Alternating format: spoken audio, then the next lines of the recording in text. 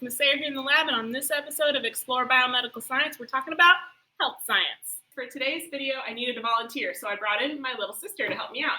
Hello, my name is Aaliyah. I go to Roosevelt High School in Seattle. I am 16 years old, and my favorite animal is a horse. And she has a guinea pig. Yes, I do. I have a guinea pig. What's your guinea pig's name? Her name is Cleo. And she's awesome. Yes, she's really cute. You've probably been to the doctor for a checkup before and had your reflexes checked when the doctor tapped your knee with a small rubber hammer. Let's take a look at this test, and we're going to talk about what's happening inside the body. First, you want to feel the patient's kneecap. There's the hard bone, and you can feel that on your own knee as well as we're going through this video. Underneath the kneecap is a softer part. It's a little bit ticklish. Underneath the kneecap, there's a softer part you can feel with your finger before you tap. That's where the nerve is exposed. So you can just gently feel that, and then that's where you're going to be tapping it with the back side of the patellar hammer. The area below your knee has some nerves that are easily accessible, and when you tap them, that fires up your neuromuscular system.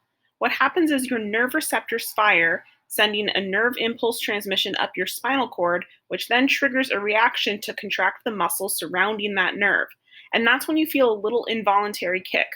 All of that happens lightning fast. Let's take a look.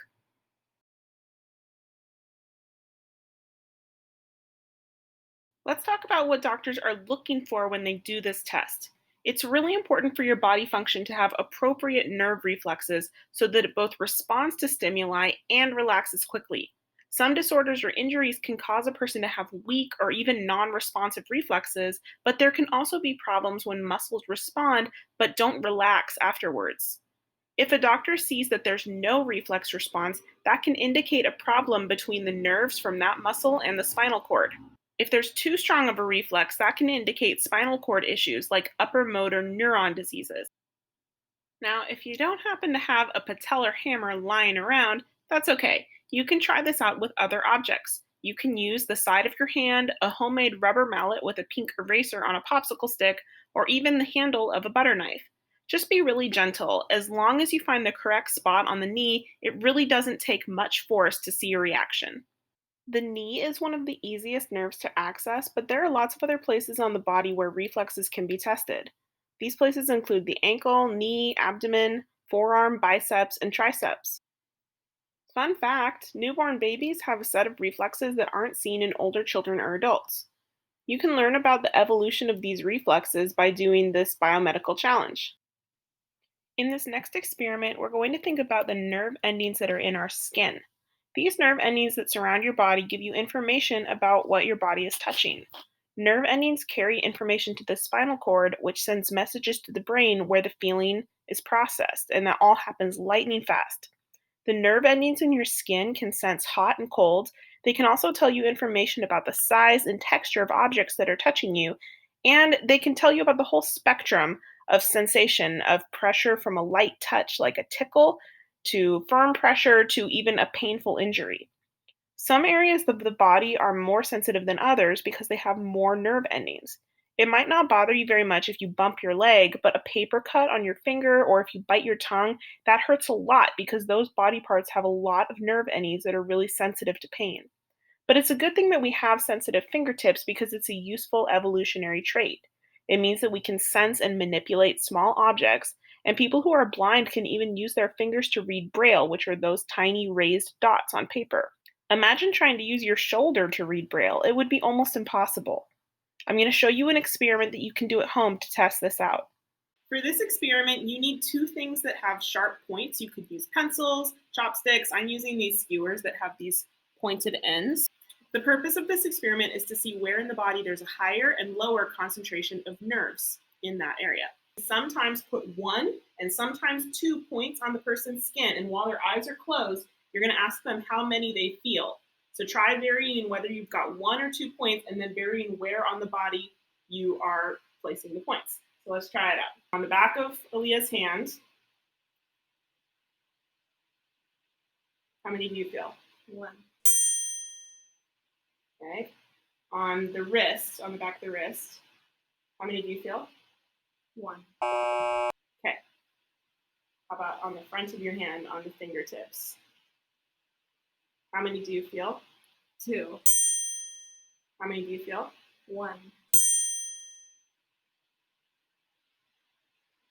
How many do you feel? 2. Okay. And how about on the wrist right here? I'm going to go on your arm. How many do you feel? 1. Okay. So you can open your eyes now. You can see that it's different because up here on the fingertips, you were super accurate. Yeah. And here on your wrist, on either side of it, you were a lot less accurate. When I had 1 or 2, it didn't matter. You felt like there was 1 because you don't have as many nerves in that area. Right. That experiment I just showed you is called a 2-point discrimination test. The distance between the 2 chopsticks is called the threshold distance, and the closer they are when a person can still detect 2 chopsticks, the more sensitive the body part. When you try this out at home, you're going to notice that areas like your fingers and your lips are way more sensitive than other areas like your leg or back. These numbers here show the threshold distance of different body parts, meaning how many millimeters apart 2 points need to be to sense that there are 2 points. In this experiment, we're trying to test how well the brain can differentiate where the nerves are on the different toes. So I've numbered Aaliyah's toes 1, 2, 3, 4, and 5. And I'm going to just touch them with a pen or a stick, and she's going to tell me with her eyes closed, she's laying back, she can't tell, which toe she thinks I'm touching. Okay, so Aaliyah, are you ready? Ready. Okay, here we go. 2. 5. 3. Also 3. 4. 1. 3. 4. 5. Studies show that people are much more accurate at determining what finger you're touching than they are at toes.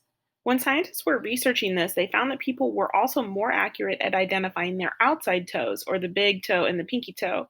The 3 inner toes are way more difficult, and people only get this right a little more than half the time. No one in the study was 100% accurate.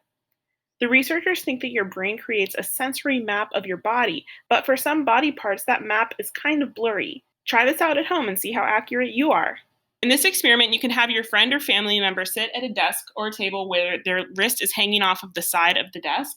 Hold a long object like a ruler or a pencil or even a candy bar over their hand, and then without warning, you want to drop it and see how quickly their body can respond and grab it. We're going to try it a few times.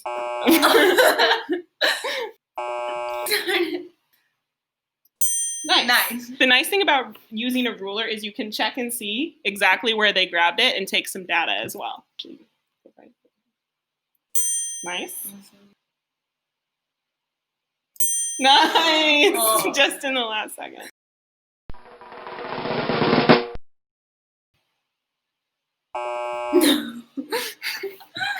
If you catch it, you can have it.